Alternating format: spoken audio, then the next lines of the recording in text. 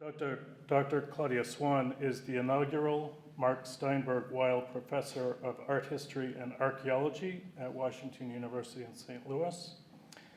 She received her PhD in art history from Columbia University.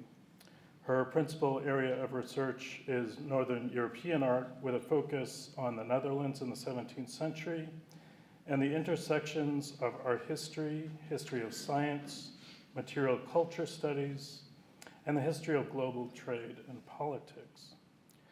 She's published widely on 17th century taste, including two of her most recent books, Rarities of These Lands, Art, Trade, and Diplomacy in the Dutch Republic, and a co-authored volume, Conchofolia, Shells, Art, and Curiosity in Early Modern Europe, both published in 2021 by the Princeton University Press.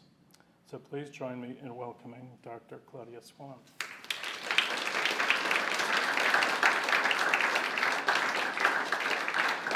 Thank you. Thank you, David, very much. And thank you all for your patience. I had an unanticipated technical issue. But without further ado, thank you very much. It is wonderful to be here in St. Louis and in this very place, the St. Louis Art Museum, my teaching home away from my home on campus. And to speak to you about a subject, a topic very close to my scholarly heart that I hope you will find as intriguing as I do. The subject of my remarks this evening is a chapter in the history of collecting practices, a chapter whose chief feature is the fascination with wonders. This lecture draws its inspiration, as David has anticipated, from the newly installed Lopata Gallery here at SLAM, which I am endeavoring to remind you of. There we go. A beautiful display of a variety of objects that, while generally identified in modern museological terms as decorative art, would have been considered wonders in the era I study and about which I am here to speak, the early modern period, or the Renaissance and Baroque eras. An early modern visitor, yes, I like to imagine time travel, an early modern time traveler to the Lopata Gallery at SLAM would have had reason to call this a chamber of wonders, or in the German from that era, a Wunderkammern, and I am here to tell you why. My area of scholarly interest is the long 17th century, a period of time characterized by art historical terms as the Baroque era. The long 17th century is also associated with the scientific revolution, the expansion of empire, and the rise of nation-states in Europe. When I teach this era, I often do so under the rubric of the global Baroque, because the new global horizons that were opened up then are crucial to understanding cultural expressions. The global Baroque era was a time when state-sponsored travel and mercantile voyages made for increased encounters on the part of Europeans with foreign peoples, powers, places, goods, and markets. It is these sorts of encounters I have written about in my recent book, Rarities of These Lands, a study of the place of rarities, essentially another word for wonders, in the culture and the politics of the Netherlands in the 17th century. In the book, I examine how, in the decades leading up to 1648, when the northern Netherlandish provinces were recognized as the first European sovereign nation, how in the crucible of the Dutch Republic, which is how those provinces came to be recognized as the first European sovereign nation, when the Dutch secured religious and economic freedom from Spain and Portugal, how the new tiny nation state established itself by way of encounters with foreign powers, places, and goods. Now, that is not the story I've come to tell this evening, but if you enjoy the film, you can always buy the book. But it is pertinent to the tale of collecting, to the tale of collecting wonders that I am here to relate. It is through travel and trade in Asia and warfare waged in the Indo-Pacific waters with the Portuguese that the Dutch accumulated many of the foreign wares for which they are known. Tulips, for instance, which you may think of as a preternaturally Dutch flower, were brought to the Netherlands at the end of the 16th century via diplomatic channels and cultivated there starting in the early 17th century. A new class of merchant bulb growers developed. They discovered that tulip bulbs, tulips are native to Central Asia, took well to this the sandy soil along the North Sea. And they are still, of course, quite famously grown in that same terrain. So tulips were brought to the Netherlands via diplomatic channels and cultivated there starting in the early 17th century. They are not indigenous cultivars, but imported wonders. And in the 17th century, they were considered wondrous not only for their rarity, they were precious goods from afar, but also because of the mystery of their variable coloring and patterning. A bulb of a red or yellow tulip might be planted in the late autumn only to blossom in the spring in striated form with stripes, as you see here the following spring. This was due to a virus which was not understood as such at the time. The wondrous shifts and variations in form and color were explained as the effect of nature herself, who was said to paint these tulips, who was said to paint these.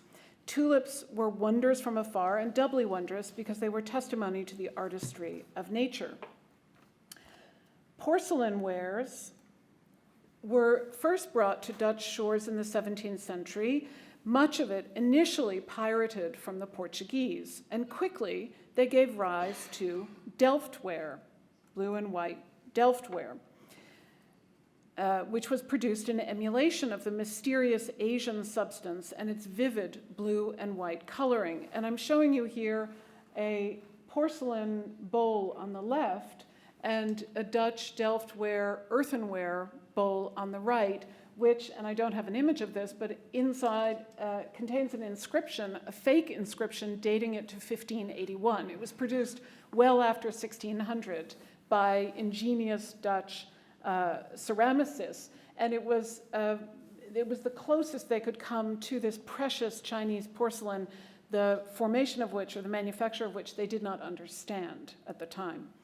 So porcelain was a wondrous good from afar and gave rise to this form in emulation, the earthenware form. And shells, too, from far and wide were highly sought after, praised alongside tulips for demonstrating the artistry of nature and her wondrous ways. So that was one way of accounting for the coloring of shells. Shells, like porcelain, were delivered to Dutch harbors and markets by way of the state-sponsored trading company known as the VOC, the Dutch East India Company.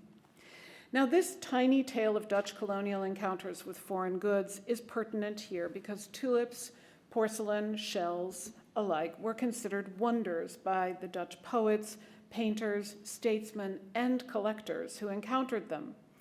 How and why that was the case is a matter to which I will return.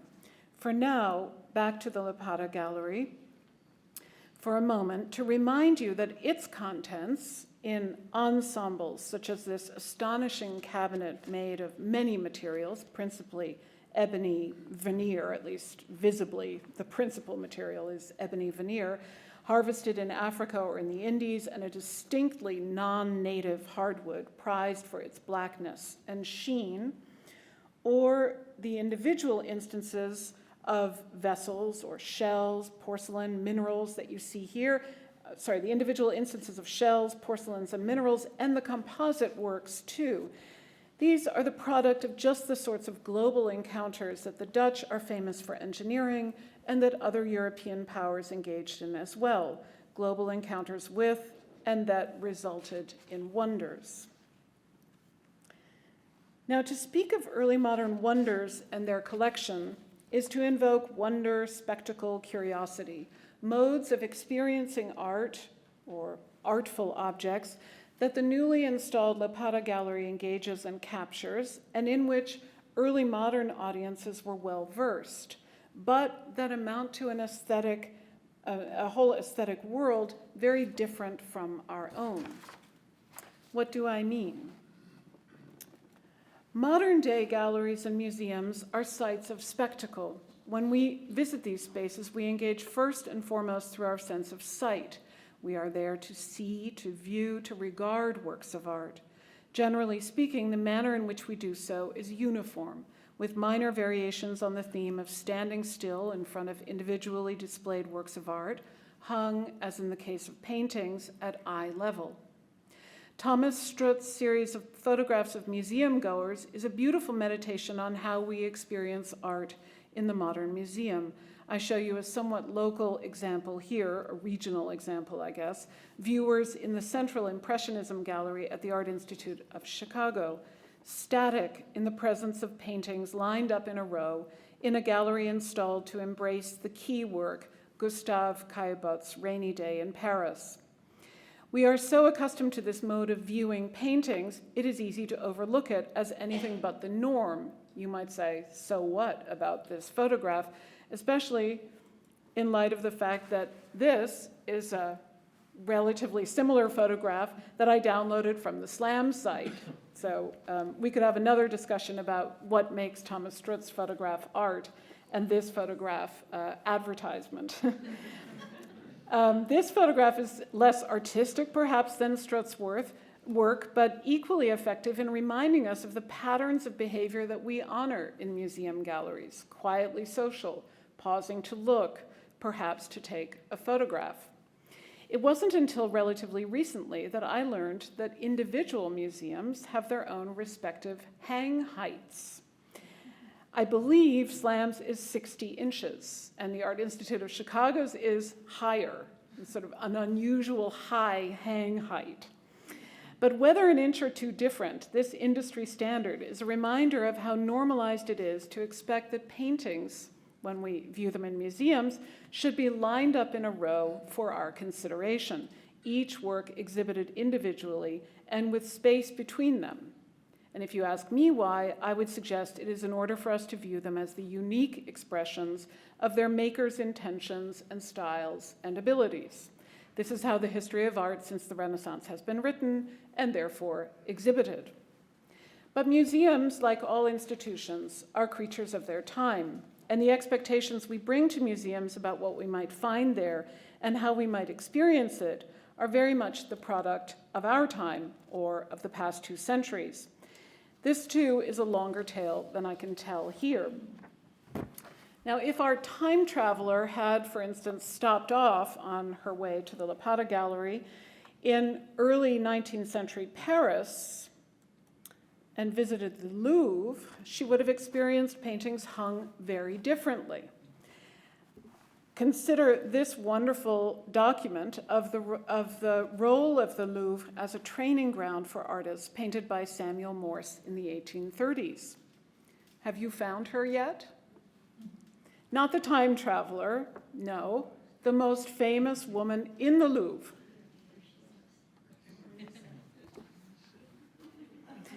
I love Morse's painting for making so plainly clear to us now, when we view it from the perspective of our own museum experience, how things change. For in 1830, and indeed until the Mona Lisa was stolen from the Louvre in 1911 by an Italian man resolved to return her to her native Italy, the Mona Lisa was one among hundreds of paintings hung literally cheek by jowl. That, as you must know, is no longer the case. We've come a long way. Is Mona Lisa a wonder? Is that why she's displayed this way?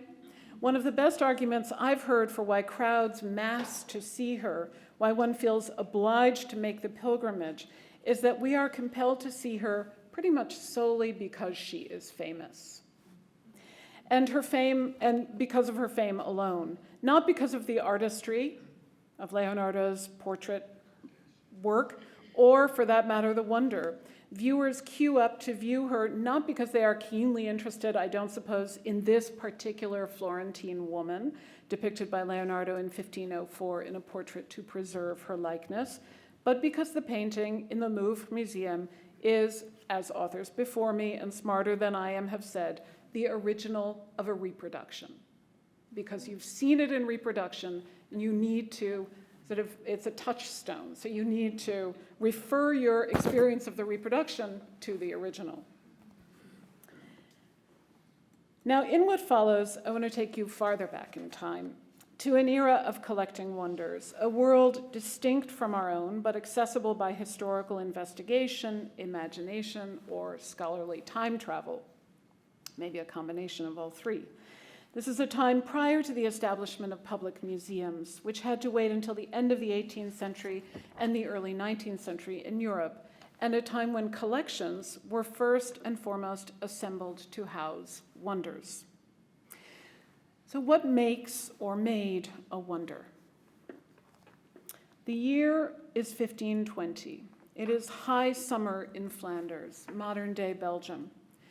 In 1520, the German artist Albrecht Dürer made his way from his native Nuremberg in southern Germany to Flanders in the wake of the death of his patron, the Holy Roman Emperor Maximilian I. Dürer's itinerary intersected strategically with that of Maximilian's successor, his grandson, Charles V, Lord of the Netherlands, King of Spain, Archduke of Austria, and Emperor-elect. So the principal purpose of Dürer's trip was to secure a renewal of the annual stipend that he had received from Maximilian. Charles V was traveling north to Flanders, that's hence Dürer's itinerary west, and to the court of his aunt Margaret of Austria, who had raised him, saddled with budgetary woes. And he was en route to his actual imperial crowning in Aachen, but he was saddled with budgetary woes and brought with him also, very extraordinary, items that had been brought to him by the conquistador Hernán Cortés. So we have two intersecting itineraries to consider here. Albrecht Dürer, this is an extraordinary self-portrait that he couldn't have known this, but it was painted at the exact midpoint of his life, at the 28 years of age. And so a little later than that, 1520, he sets out to Flanders. This is a drawing he made of Antwerp, called Antwerp by him. And then another itinerary, which is the itinerary of the conquistador Hernán Cortés, who is sailing west on behalf of the Spanish king and comes back with tribute that includes many of the goods he has, let's just say, taken from Montezuma, the emperor there. And Dürer sees the goods that Charles V brought with him when he traveled north to Flanders, that Cortés had brought with him when he traveled back from what comes to be called New Spain, from Tenochtitlan, current-day Mexico City in particular. So Charles V brings it with him, and there is a connection to the budgetary woes. We think he did so in order to show his wealth, in spite of the fact that he was pretty much out of pocket. And Dürer saw those goods. August 1520. When Dürer saw them, he made a notation in his travel diary, which survives, a rather extraordinary one. He noted that he had seen on the 27th of August, 1520, things far more beautiful to observe than wonders. Specifically, he wrote, "I have also seen the things brought to the king from the new land of gold, a completely golden sun 1 fathom wide, as well as a silver moon the same size, and 2 rooms full of similar objects, all kinds of weapons, armor, shooting devices, shields, wondrous wares, rare clothing, bedding, and a variety of wondrous things with different functions, far more beautiful than wonders." He coins the term Wunderding, wonder thing, which is wonderful. "These things are all so valuable that their worth is estimated at 100,000 guilders. And in all my life, I have never seen anything that has delighted my heart as much as these things. For I have found some wondrous," there it is again, "artistic objects amongst them, and I wondered at the subtle inventiveness of these people in foreign lands. And what I have experienced there is inexpressible." Now, this is an extraordinary passage. As in other autograph texts, Dürer writes haltingly. He was a great artist, he wasn't a great writer. Here, the pacing of his text conveys a breathless excitement that mounts, and the crescendo, where Dürer declares that he cannot describe what he feels, reaches a sublime pitch well avant la lettre. What Dürer describes is the display at Brussels of the goods presented to Charles V that were taken by the conquistador Cortés from the Aztec ruler Moctezuma at Tenochtitlan in 1519. I cannot replicate or show you what Dürer saw in its entirety. The gold and the silver objects were probably, well, in all likelihood, immediately melted down, financial woes. But some extant items have been identified with artifacts that Cortés rendered to his king, this shield being one. This made of an extraordinary array of feathers, birds' feathers. Another is this magnificent headdress, feather headdress, that is thought to have belonged to Moctezuma himself. Most accounts of this wondrous encounter bemoan the fact that Dürer did not draw what he saw, because that would have been really handy. And I have more to say about that in just a moment. Dürer did famously depict another sort of wonder, the rhinoceros, as you see here in a woodcut that was published in 1515. This is his rendering of the animal that arrived in Lisbon as a diplomatic gift from the Sultan of Gujarat to King Manuel of Portugal, a wonder indeed. And there's one great story about sad story about the rhinoceros, but, well, I'll just tell you. So the Sultan of Gujarat sent as a diplomatic gift, as tribute to the King of Portugal, a live rhino that arrived in Lisbon in 1513. And what do you do with a rhino that you've been gifted? You re-gift it. So King Manuel put it on a boat to send it to the Pope. And King Francis I of France actually traveled down to Marseille to see this wonder on its way to Rome. And he did, he saw it, but there's no document of his having seen it, or no visual document. And then the boat went through the Mediterranean. It sank, actually, and so the poor rhino did not survive. But very important is that Dürer himself never saw the rhinoceros. He never saw it. So this wonder, this woodcut, that Dürer made and published in 1515, remained the template for the description of a rhinoceros for a century and a half after it was made. In spite of the fact that it was not made after a rhinoceros itself, it remained the template for a rhinoceros, even in natural history or natural sort of scientific publications of the time. This was the image, the true image of a rhinoceros, in spite of the inaccuracies. And the telltale inaccuracy is the dorsal horn, the second horn, right, which is not, Indian rhinos do not have that. So if only he had made an image of what he saw in Brussels, though I suspect he didn't, because those wonder works that he marveled at from the new land of gold were art. He says so, and indeed inexpressible. Dürer's response to those Wunderdinge that he saw in Brussels was not unique. I have yet to read an account of the goods that were delivered to Spain in the 1520s. Cortés went back and forth a few times, and others as well, that is not, like Dürer's, rapturously and unequivocally delighted by what is described. This is interesting to me because you may have noticed in the captions, they're long captions, but both the shield that I showed you and Moctezuma's crown, as it's called, are in the Weltmuseum in Vienna. That is the Natural History Museum, or the ethnographic collection, actually. So these have been relegated to ethnography rather than, as Dürer recognized, and all of the contemporary observers of these goods recognized, as art.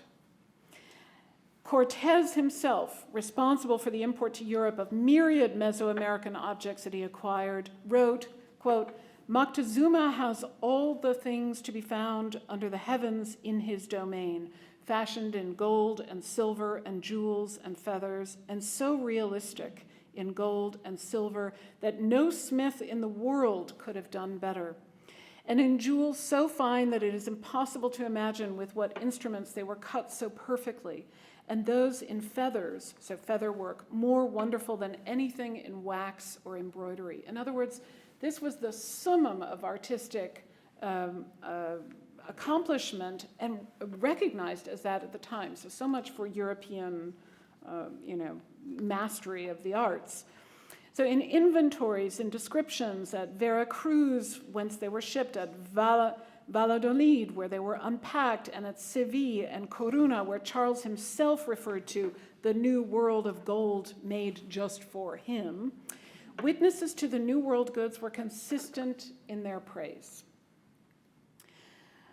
Another wrote, "I am at a loss to describe the feather works." And this is a secretary to the emperor. It's not an artist, but he says, "I am at a loss to describe the feather works. If ever artists of this kind of work have touched genius, then surely these natives are they. These works excite my amazement. I have examined 1,000 figures which it is impossible to describe. In my opinion, I have never seen anything which for beauty could more delight the human eye," close quote. It goes on.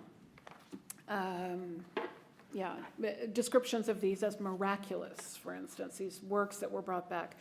Now, gold and silver objects, as I've mentioned, were prey to immediate translation into wealth, but feather work could not be transmuted. It's not fungible. And this might help to account for its preservation. One wonders, in fact, was the appreciation of feather work or textiles or other non-fungible works a way of masking the loss by greed of those things that were gold and silver and that were immediately transmuted? In any event, I think it's clear, feather works were deemed wonders. Another sort of wonder, highly prized in the early modern era and also feathered, is the bird of paradise, or at least its plumage. Here I show you a taxidermized carcass and a photo of a live bird of paradise of the species Paradisaea apoda. Apoda, by the way, means footless, without poda. Carcasses and plumage of birds of paradise were prized in the early modern era for their lavish form, splendid coloring, rarity, and associations with power. These birds, native to Papua and the Aru Islands, were first brought to Europe by surviving crew members of Magellan's expedition, who returned to Spain in 1520 with 5 specimens to present to their king, yes, Charles V. 1520 was a banner year for wonders. Throughout the 16th and into the 17th centuries, ravishing specimens were imported to Europe in small numbers and in turn cherished by rulers, studied by naturalists, depicted by artists, collected across Europe, and sold for staggering sums by merchants. Aesthetically esteemed, politically charged wares that were also considered divine, birds of paradise are a key instance of wonder transported far and wide, from their native habitat in New Guinea and neighboring islands to the courts of Europe and to the Levant.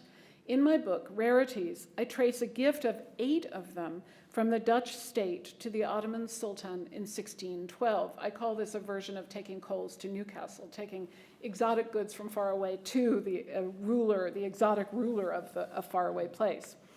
A chronicler who wrote of the gift to Sultan Ahmed listed, and I quote, "First, 3 birds of paradise, which were valued at 2,000 dalders, a lot of money, which the emperor regarded with great wonder." So they were meant to instill wonder or evince wonder. As this was a Dutch chronicler, one wonders whose wonder it was, but that they were considered wonders in Europe is clear. The plumage of birds of paradise is beautiful, I think we can all agree, but their mystique and value in early modern Europe depended on a few things many wonders had in common. They were exotic in the literal sense of being foreign. They were valuable, as evidenced by their presentation as gifts from the local ruler in Papua to Magellan's cruise king back in Spain. So it was from the local ruler to the king of the merchants. And they defied easy comprehension. The wonder of birds of paradise depended, in fact, on a key misunderstanding about their morphology and natural habitat, from which they were always already alienated as trade specimens. It wasn't until the 19th century that a European saw a live bird of paradise. So they were always only available in their dried and prepared form as trade specimens. This key, oft-repeated misconception was, I don't know if you noticed it, but that they had no feet. Yes. But of course they did. All birds have feet. That knowledge goes back to Aristotle, a primary and trusted source of information in the early modern era. So anybody who was reading their Aristotle knew that it couldn't be the case that birds of paradise had no feet. But they were prized for having no feet, and hence the name, bird of paradise. They were thought to just never alight on earth, but to be in perpetual flight in the celestial realms. And they fed on dew, and there were all kinds of complicated theories about how they bred and what they, Some few acknowledged, however, that birds of paradise did have feet. Rembrandt, for instance. Though he may have omitted the feet in this drawing, I'll show you. They're here in this one, but in this drawing, the only other drawing by Rembrandt of birds of paradise, and indeed we know that he owned two, he may have omitted the feet in this drawing for the same reason that a 17th century French collector who received a stuffed bird of paradise with feet lopped them off. And that French collector did so for fear that his colleagues would not think his bird was real if it had feet. So, all of these wonders, what about their collection? So I mentioned that Rembrandt had two birds of paradise, and we know that because of a bad thing that happened to him, great for historians. In 1656, Rembrandt declared financial insolvency. And the result of that was he actually was able to continue to work and earn money as an artist. It was a very clever financial arrangement. But the direct result of that was that representatives of the municipal government of Amsterdam, where he lived in a rather grand house, made an inventory of all of the contents of his house, room by room, on the basis of which the Rembrandt House Museum has reinstalled the rooms of that house. So according to the 1656 inventory. So bad for him, great for us, right?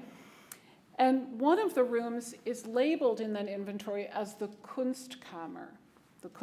And the contents of it, which you see in reconstructed form here, go well beyond works of art. So we have dried crocodile hanging from the ceiling, tortoise shells, various kinds of coral shells, and this is just one aspect of that larger reinstallation of Rembrandt's Kunstkammer.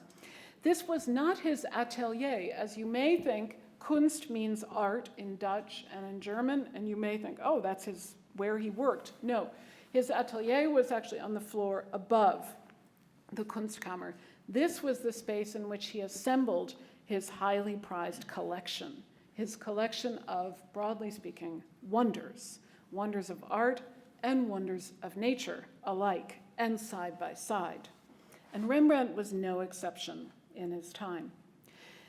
The experience of wonder was cultivated in early modern Europe in collections known as Wunderkammern, chambers of wonder, also called Kunstkammern, or chambers, that is chambers of art, or cabinets of curiosity. These encyclopedic microcosms of the known world brought together works of art and works of nature in a manner entirely foreign to us now. Well, mostly foreign to us now. Clearly, if you were in search of, let's say, a dried crocodile, or generally speaking, shells or minerals, you would not search it out here in in the St. Louis Art Museum, right? You would go to the Natural History Museum for those sorts of things. So in that sense, this is a very different idea about what belongs, what makes for a collection. And I just want to point out that on the left, I'm showing you a painting of, it is a representation of a collection. And on the right, this is a photograph. This is actually an advertisement for a dealer in Munich who sells Kunstkammer, Wunderkammer objects. So he has cleverly arranged it according to, I would say, it's inspired by that painting. The word, I'll come back to these images in a moment. The word Wunderkammer or Kammern in the plural refers to a site, a location, or a cabinet populated by wonders.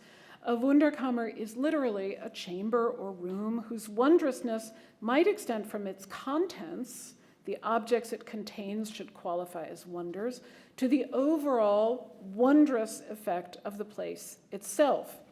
17th century Dutch terms for such collections include Kunstkamer, we saw that in the case of Rembrandt, Rariteitenkamer, which is a chamber of rarities, and even museum, the place of the muses.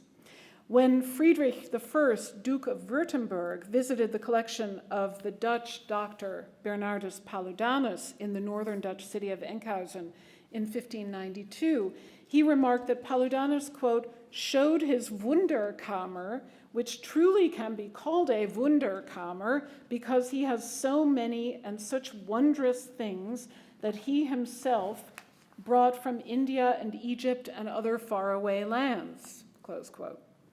In a 1594 letter, another visitor to the same cabinet wrote, quote, the other day I visited Paludanus. He showed me his collection, which had such varied and numerous items that I scarcely believed they existed in nature.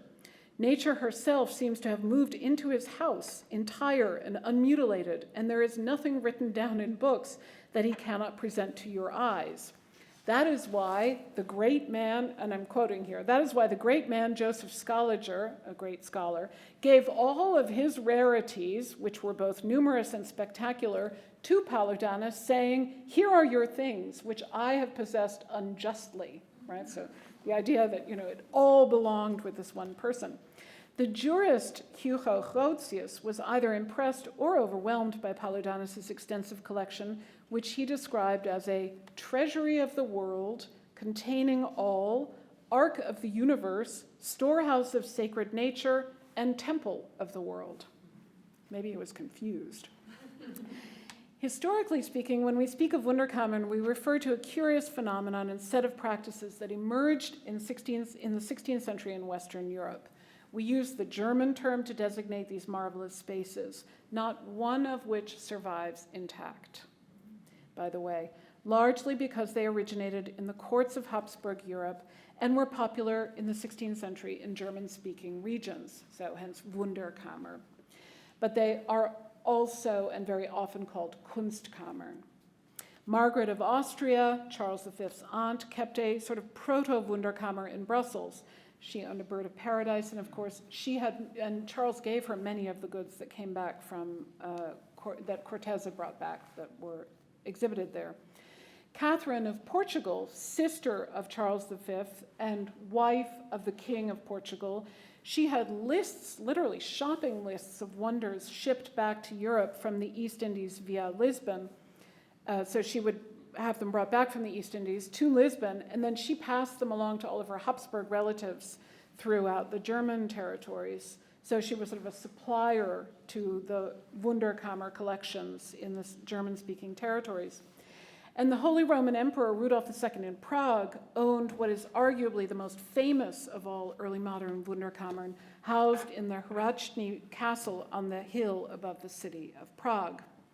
Now, I have tempted you with this image, and I will show you individual images, but I want to say that images of Kunstkammern are very few and far between. They're quite spectacular, of course, but they're very few and far between, and as I said, not one original collection survives, largely because they have been divided into works of art, works of nature. That would be the most,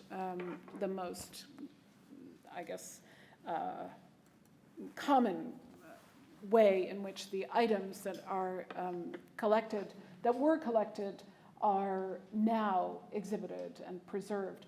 This is, I want to point out, an allegory. I mean, I don't imagine many people sat around naked in their collections, but who's to say? The winged boy gives it away. That's Cupid, so hence the naked lady is Venus. So more to be said about how that works. But this is an allegory, but it does contain a number of items that we know were owned by the patrons of this painting, the Archdukes Albert and Isabella, the Archdukes who were the governors of the southern Netherlands. Here's another one of the precious few images. And I just would have you think about the impression of these spaces, the sense of overwhelm, of copiousness and crowdedness, and one doesn't know where to look first or last. Now, given Dürer's declaration that he could not express what he experienced in Brussels, and the almost humorous attempts of visitors to describe the plethora of wonders that they viewed on their visits, where even the most articulate writers trip over their feet trying to describe them, perhaps that is part and parcel of the experience of the early modern Wunderkammer. It cannot be expressed in images, or the experience of it cannot be expressed in images. The greatest collector of his time was, as I said, the Holy Roman Emperor Rudolf II, whose vast holdings of art and nature were widely renowned, but visitors' accounts to the Dutch doctor Bernardus Paludanus' collection also numbered in the thousands. So a number of different sorts of people gathered these collections together, assembled these collections, from rulers to doctors. And let me go forward to this. The Neapolitan pharmacist Ferrante Imperato was well known throughout Europe for his collection, shown here in the frontispiece, the published frontispiece of a book that he wrote about natural history, which he wrote on the basis of the specimens that he collected. Although none of these collections survives intact, some of the objects themselves survive, some in the form of images, of course, but in other cases we have objects themselves. This too is from Georg Laue in Munich, the dealer, but these are from the time. And this is a rather wonderful example of one of the objects that we know that Rudolf II owned that was made for him. It's an extraordinary example of a Wunderkammer object in that it is, as you can see from the caption, it is a rhinoceros horn goblet. So it's made of rhinoceros horn, itself a wonder. But look at how the rhinoceros horn is carved. It's carved in the form not of a rhino, but of coral, right? So the artist is playing with forms of nature, forms of art, and then the lid of this, which is this elaborate gilt silver work sort of face, contains the actual horns of a warthog, or the tusks of a warthog. So you have unworked nature, and then the sort of grotesque face of an imagined creature in the lid, and then this playful relationship between art and nature in the vessel itself. So this is a sort of a typical, I would say, Wunderkammer, or one of the very, very refined typical Wunderkammer objects. And we know, by the way, that Rudolf II had in his collection and displayed in his collection not just this kind of worked rhinoceros horn, but an actual rhinoceros horn, one that was unworked, one that was covered in gold and jewels that he got from his mother, and then a rhinoceros tooth and a piece of rhinoceros skin, and other vessels made of rhino horn. So, and I've shown you some of the images that represent the interiors of Wunderkammern of the long 17th century. But as I said, none of them survive. Now, these collections, I would say, all have one unifying principle. They bring together wondrous or curious objects, and they afford an experience of wonder. The objects include coconuts, Seychelles nuts, for example, that were framed by European goldsmiths in elaborate filigree settings. Let me go back to this slide. Shells and coral from the East and West Indies were placed in Wunderkammer collections alongside elaborate ivory lathework sculptures, old master paintings hung in the proximity of featherwork from the New World. We know this mostly from inventories. How were these collections organized? Well, by the likes of the images in variable ways. Let me see, I'm going to skip over a slide quickly, come back to that. And hope that oh yes, I do. Okay. How were they organized? How do you contain the wonder? Cabinets were purpose-built to contain objects in Wunderkammern. And just as those Wunderkammern were sometimes themselves called cabinets, cabinets of curiosity, they contained cabinets. And the cabinets in turn sometimes contained cabinets. Or, as in the case of the Lapata Gallery cabinet, it contains a sort of a world within it, right? This perspectival little stage. These cabinets were sometimes built on commission, and they were also sometimes built on spec. And a class of agents or merchants emerged who regularly supplied collectors with wondrous objects from near and far and cabinets to put them in. Heinhofer, who is responsible for this cabinet, supplied both the contents and the cabinets themselves. By the late 16th century, procuring objects suitable for Wunderkammern was a booming business. Curiosities were all the rage, and indeed, one could also acquire ways of organizing them or follow rules that were offered for organizing them as well, that is, categories for organizing them. I want to point out quickly that there's another form of cabinet that emerges a little bit later, and that is, I would argue, sort of a woman's form of cabinet collecting, and this is a form of cabinet that in historical documents is called just that, a cabinet, but we know them as doll houses. They did, in many cases, contain little figures, and some of which survive intact, as, for instance, in this case, these men who they look exhausted by the exercise, but they seem to be hanging out in the art room, which itself contains a cabinet, which has drawers that can be opened, and it contains little tiny pieces of minerals. I mean, so the specimens, let's say. Well, it contains two cabinets. There's another one on the side with porcelain and other precious vessels. So let me see. So we have seen something of what these marvelous spaces contained and a little bit about how they were organized, but what of the experience? A small group of men you see here, this is Imperato's frontispiece, are gathered to admire the spectacle. Fish and other aquatic specimens are suspended from the ceiling. Stuffed birds are mounted in niches along the wall. Cabinets are packed with boxes that contain minerals, for example, and the collection includes bookshelves replete with volumes whose contents probably correspond to the specimens on display. A world of wonders in a closet shut is a description of just such a collection taken from a 17th century English collector's epitaph. Imperato's frontispiece is typical in several respects of other contemporary collections. It's a microcosmic hoard crammed with goods. It's a spectacle. It fosters sociability.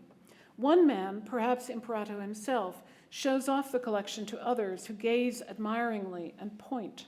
This image and others like it are often cited as the first pictures of museums, but this is, or is also, the space of learning. Even in the princely collection, on which Rubens and Jan Bruegel based their allegory of sight, instruments of knowledge, knowledge gained through the noblest sense, the sense of sight, are integral. So Venus is you can see, I think, no matter how much detail you can make out, there's a telescope between her and Cupid. Central to her endeavors there is the sense of sight. Should we be surprised at the learning? And how does wonder entail knowledge? Now here we come to the end of my remarks, but by way of a beginning. The beginning of a very long history of considerations on wonder. And don't worry, I won't bother you with all of them. The experience of wonder was not new to the early modern era. No, it had a long and prestigious history dating back to ancient philosophy. Wonder is fundamental to long-standing conceptions of learning and traditions of thinking. Indeed, wonder is where knowledge is said to begin. In Plato's Theaetetus, the student, Theaetetus, complains to his teacher, like students do, but in this case, of complexity. He says, "By the gods, Socrates, I am lost in wonder when I think of all these things. It sometimes makes me quite dizzy." And Socrates responds by explaining that wonder is the critical precondition of philosophy. Aristotle, Plato's student, declared, and his declaration resounded throughout the Middle Ages and well into the early modern era, that philosophy itself, knowledge, begins in wonder. The 13th century Dominican Aquinas, who wrote in Aristotle's wake, translating his philosophy for Western Christian audiences, continued in this vein, quote, "Now wonder is a kind of desire for knowledge, a desire which comes to man when he sees an effect of which the cause either is unknown to him or surpasses his knowledge or faculty of understanding," close quote. René Descartes, writing in the 17th century, deemed curiosity first among the passions and the starting gate of knowledge, making curiosity wonder's sibling. From curiosity grows the need to know. Descartes described wonder as, quote, "a sudden surprise of the soul, which makes it tend to consider attentively those objects which seem to it rare and extraordinary," close quote. And Descartes, by the way, was living in Amsterdam in the 1630s and 1640s, so I like to think of this as sort of in sync with the kind of collection that Rembrandt put together. As a precondition of knowledge, wonder has both privileges and complications. Of Columbus and his descriptions of the newly discovered lands, he claimed Stephen Greenblatt has written a terrific account, Marvelous Possessions, arguing in part that, quote, "the claim of possession is grounded in the power of wonder." The matter of the dark potential of wonder as a means of control is also important.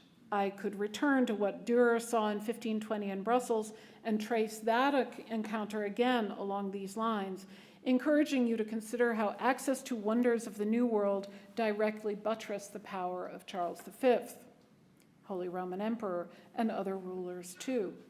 Worldly power and control animates this image and motivated its patrons, the Archdukes of the Southern Netherlands, Albert and Isabella. More broadly, collectors of wonders aimed to encompass the world in their microcosmic assemblages, not always in ways that presumed worldly power, but did involve power over worlds of wonders. This takes us deeper into the history of collecting wonders, though, and it is time for me to conclude. Let me just see. While the impression that inventories, and images too, of Baroque collections give is of a panoply or a surfeit of almost unimaginably varied objects, the jumble and sprawl of naturalia in particular were often springboards for naturalists to develop systems of classification for flora and fauna. Carl von Linnaeus' system of binomial nomenclature was a response to the microcosmic plenitude Baroque collections made available. He studied in just these sorts of collections. Out of the compelling, spectacular theater of nature arose the order of empiricism and classification. One of the principal roles of the modern museum as an institution is to preserve the past. To return to my point of departure, the Lopata Gallery, I hope to have introduced you to some of the ways in which the objects assembled and displayed there were appreciated or would have been appreciated in the early modern era, the era of collecting wonders. It's less crowded or more responsibly installed than its early modern counterparts, and that time traveler that I invoked earlier would surely not have recognized the smell, though she might not have missed the smell of dried crocodiles. But by preserving those artifacts of the era and placing them in conversation with one another, albeit behind vitrines, the Lopata Gallery does allow us a glimpse into that time and those spaces in which wonders, marvels of art and nature, gave way to experiences bounding on knowledge. I hope in some measure to have contributed to yours. Thank you.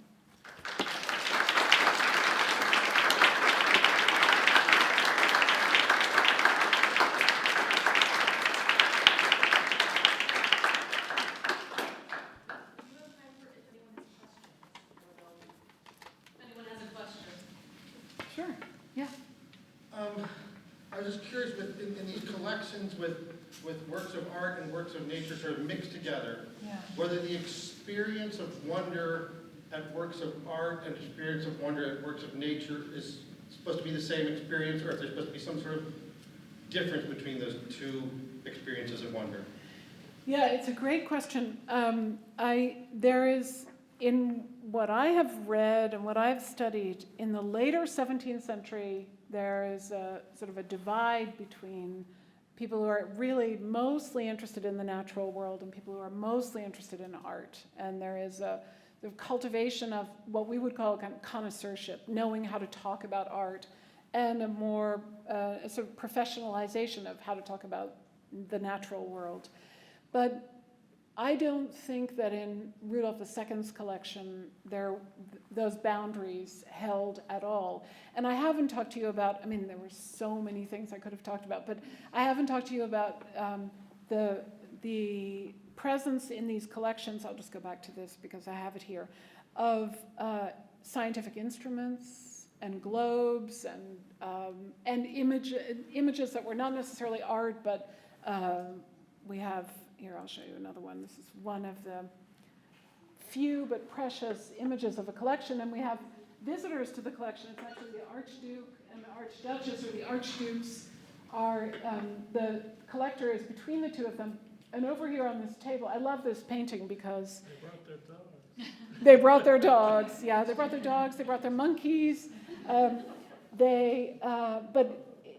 it's a wonderful painting. It's in the Walters Museum in Baltimore. And on the basis of this painting, the Baltimore Museum has recreated a Wunderkammern, or chamber of wonder, I think they call it. But what I love about it is that we see various people interacting with the collection simultaneously and in different ways.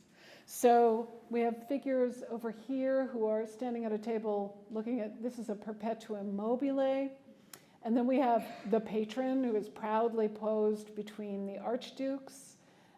These two, who I don't know if there's some kind of courtship going on, but she's holding a flower. This, however, is a painting of iconoclastic monkeys. It's another story. But here we have sort of a different kind of knowledge, I guess I would say, or appreciation, or form of attention is, I suppose, what I would call it, that to the globe. And then this man has his finger on an open book that contains sketches from navigation, so sketches of the profile of land as it was observed by sailors. And so, yeah, so different forms of attention. And they become, I would say, in the late 17th century, more distinct and a little more professionalized. Yeah. I am wondering two things. First, is it fair to say that enrichment from the Dutch East Indies slave trade contributed financially or otherwise to the ability to procure wonders? And secondly, while the human body is a work of art, human beings who were enslaved or who had bodies viewed as outside the norm were also displayed and oogled at as wonders. Can you speak to either of these issues? Yeah, I can speak to both of those, and thank you for asking that important question. So there is a direct connection between state-sponsored violence, not only, but up to and including the slave trade, and the enrichment of the Dutch. There's no question about that. And what I mean by that is that the Dutch, prior to being involved in the transatlantic slave trade from West Africa, where they captured the fort of Elmina in 1636, prior to establishing what is called Dutch Brazil. So they had a governor of Dutch Brazil, and in order to supply the labor for the sugar industry, they it's a deeply dark chapter in history, as is the whole history of enslavement, of course. But before the Dutch went to Brazil, they captured Fort Elmina on the coast of West Africa. This is not often accounted for in Dutch accounts of Dutch Brazil, but it was critical to their being in Brazil. But more broadly, when they first went to the East Indies through the Dutch East India Company in an organized and state-sponsored way, They were, as much as anything else, they were waging war against the Portuguese. And so there's a lot of violence involved in this history, and I do not mean to tell this history of wonders as a history of without those kinds of dark transactions. So one specific instance that the museum has done research on and published on, and that I'm also publishing on, that is, I think, important and goes straight to your question, is the role of ebony in 17th century Dutch taste. So ebony is not native to Europe. It is from, there are two kinds of ebony, and one is from Africa, the other is from the East Indies, essentially, or from farther east. The Dutch actually claimed the island of Mauritius in 1598, and then they populated it. It was an uninhabited island. They populated it with slaves from Madagascar in order to harvest the ebony. And ebony plays a very important role in at least Dutch and also French taste in the 17th century. It's very prominent. We tend to think of paintings when we look back at art production of that time, but actually the cabinets, the frames, the furniture were also very important, and much of that was ebony, and the ebony was harvested by slaves. So that is important. A very important history, the history of labor, I would say, and the history of the transactions that enable this kind of collecting. The other, to your other question, I think what you're referring to there is the presence of dwarves at court, in particular, I think, dwarves, castrati, at court in the 16th century. Is that what you had in mind? I've just seen it in a lot of different contexts, and I'm not sure what was predominant at that time. Yeah. So there was a family of, so there were court dwarves, for instance, who were kept at court, whose role was somewhat like the court jester. Not, I would say, in many cases, there is more testimony that they were considered valuable for their irregularity rather than having been marginalized for what could have been construed as deformity. There's a family of, I can never remember the name of the syndrome, hypertrichosis. There's a family of the Gonzalez family from the Canary Islands who were taken into the French court first, and then they went to, I think, to the Bavarian court. And the father of the family, so hypertrichosis is when you have hair that grows all over your body. And the father, Petrus Gonzalez, married a woman who did not have hypertrichosis, and one of their children did. And there are many paintings of them. They were celebrated, and they were educated and celebrated, and yeah. So that forms of what are called, let's say, preternatural formation, whether it's in stones or flowers or humans, were captivating, and in turn, some of those specimens were captivated. Yes. Yeah. What kicked off the transition? Was there kind of a catalyst to the development of what we think of as art museums today? The state. From this period. The state. I thought you were going to ask about the other one, the transition to this form of collecting. But no. So I mentioned a number of Habsburg rulers along the way. So Charles V, Rudolph II. There are others who cultivated this sort of collection. And at the end of the 19th century, it's sort of a beautiful, very teachable example of the development of the museums as institutions as we know them today. In Vienna, a museum of art history, the Kunsthistorisches Museum, was erected directly opposite the Naturhistorisches Museum, the Natural History Museum. And the two buildings, the architecture they are mirrors of each other. And the Habsburg collections were brought to Vienna, all of them together at the end of the wait, I'm so old now, I have to go back a couple of centuries. The end of the 19th century, that's right, the end of the 19th century. Sorry, we can't say 1900s anymore, right? So the end of the 19th century. And at that time, the Habsburg collections, which featured all of the sorts of Wunderkammer goods that had survived, were separated out. And the most precious of those goods are now exhibited in the Kunsthistorisches Museum in the Kunstkammer, in the Wunderkammer, I think they call it, the Wunderkammer of the Kunsthistorisches Museum. And so the very, very precious, highly worked goods. But the feather work, for instance, and all of anything that could be called ethnographic and all of the stones and all of that stuff was all moved over into the Natural History Museum. So, but that's a state institutions and the history of museums. Sometimes these kinds of collections are referred to as the first museums. They were sometimes called museums. A museum is the place of the muses. It's the place of inspiration.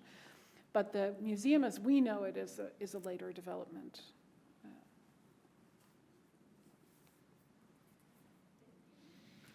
Thank you.